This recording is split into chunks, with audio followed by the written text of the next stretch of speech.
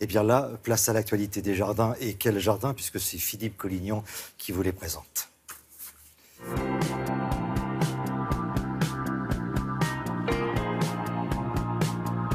Bonjour, direction le nord de Kyoto, au cœur des montagnes, pour découvrir les jardins du célèbre temple de Hosin. L'histoire débute par un pin vieux de plus de 700 ans.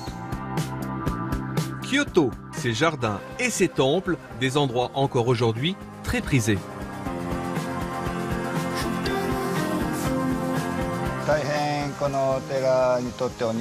Je pense que les jardins sont intimement liés à la vie d'un temple. Ils participent à la méditation des visiteurs et des moines. Les lieux paysagers sont aussi importants ici que la statue de Bouddha. Nous avons beaucoup de visiteurs ici qui apprécient la zénitude des différents jardins.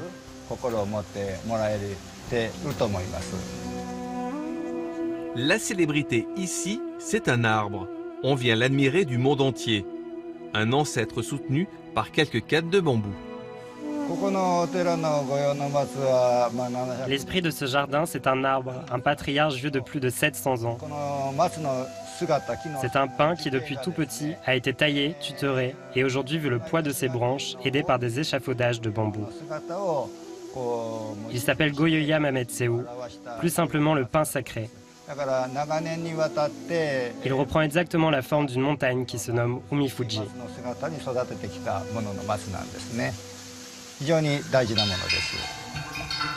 Un autre phénomène très apprécié ici s'appelle la harpe d'eau. Écoutez, il suffit de poser l'oreille dans le creux d'un bambou. Dans l'histoire des temples et des jardins japonais, on a créé énormément d'objets symboliques. Des fontaines, des lieux sacrés. Ici, vous avez plusieurs jardins. On peut venir méditer ici en s'offrant de véritables tableaux vivants, s'ouvrant sur les montagnes. On trouve dans un autre jardin des pyramides coniques qui symbolisent Dieu habitant ce monde, ou une estrade tronquée qui symbolise la lune et qui, certains soirs, peut éclairer le temple.